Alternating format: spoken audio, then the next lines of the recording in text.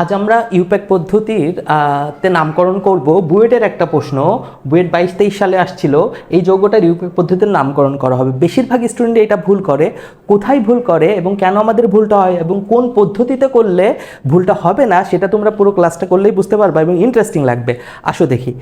IUPAC পদ্ধতির নামকরণে আমরা মনে রাখবো আমাদের প্রিফিক্স 2 থাকবে, প্রিফিক্স 1 থাকবে, ওয়ার্ড রুট থাকবে, সাফিক্স 1 আর সাফিক্স 2 থাকবে।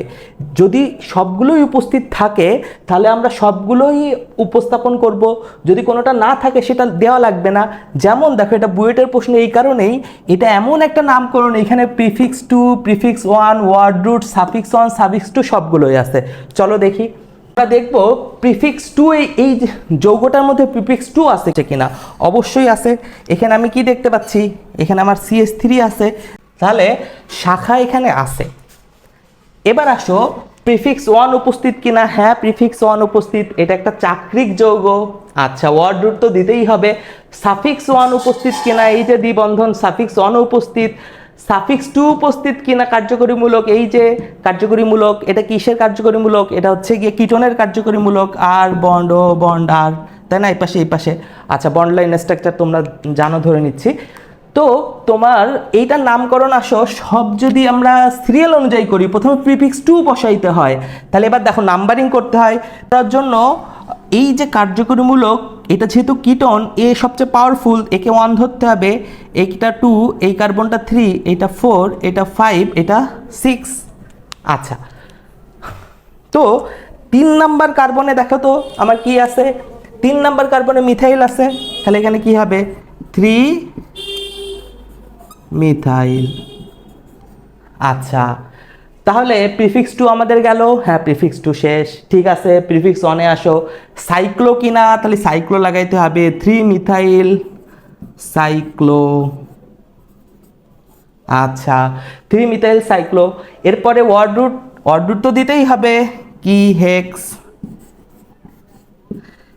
3 মিথাইল সাইক্লো হেক্স। আচ্ছা, তারপরে হচ্ছে সাফিক্স 1 আছে কি নেই, অবশ্যই আছে।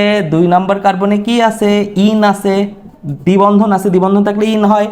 আচ্ছা, তারপরে মূল যৌগটার নাম কি, একটু আগে বললাম কিটোন। কিটোন কততে আছে, 1 এ আছে, তাহলে 1 ওন। তাহলে এটার যৌগটার নাম কি, এই যৌগটার নাম হচ্ছে গিয়ে 3 মিথাইল সাইক্লোহেক্স 2 in 1 1। কোথায় আছে, বি নাম্বারে আছে। দেখছো কতটা ইম্পর্টেন্ট। তাতে দেখো তো আমার আলাদা আলাদা লিখে দিই, যেহেতু খুবই ইম্পর্টেন্ট, এই একটা করলে অনেক দূর হয়ে যায়। 3 মিথাইল, এটা হচ্ছে আমার প্রিফিক্স 2।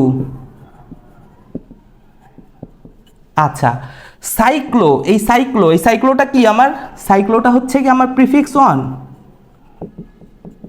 আচ্ছা, হেক্স, হেক্স আমার কি, ওয়ার্ড রুট।